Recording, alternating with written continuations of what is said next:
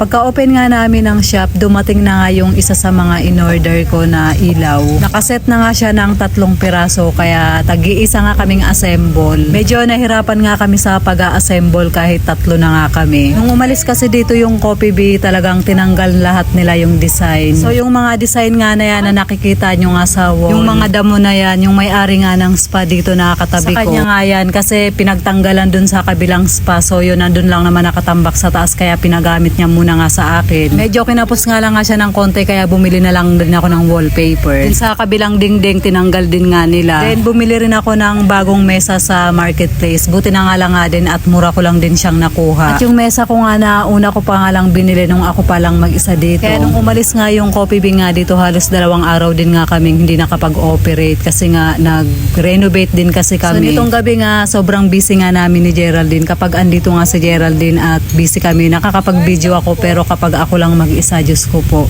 hindi ko na talaga mahawakan yung cellphone ko. Focus talaga ako, lalo na nga kapag madami ngang customer. Mga alas 10 nga ng gabi, meron ngang umorder ng beef biryani. So yun na yung niready namin ni Geraldine kasi medyo madami-dami nga yung in-order nga nila. Regular customer nga namin yung bumili nga nito, mahilig naman silang kumain nga dito, mag-dine in. Kaya lang nung time nga na to medyo gabi na. Saka meron pa nga daw siyang kasamahan na gusto nga kumain nga sa bahay lang.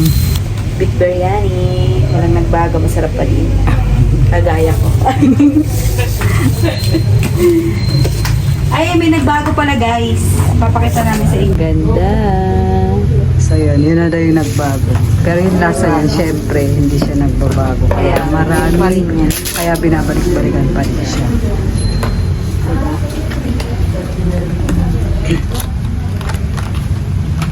Ganyan kadami yung beef biryani.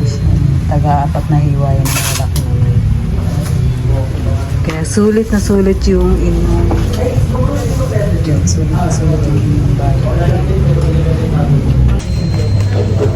Ito lagi sa pangalawa sa malaki. Ito. Malaking malaki. Labig na labig kayo sa Geraldine, no?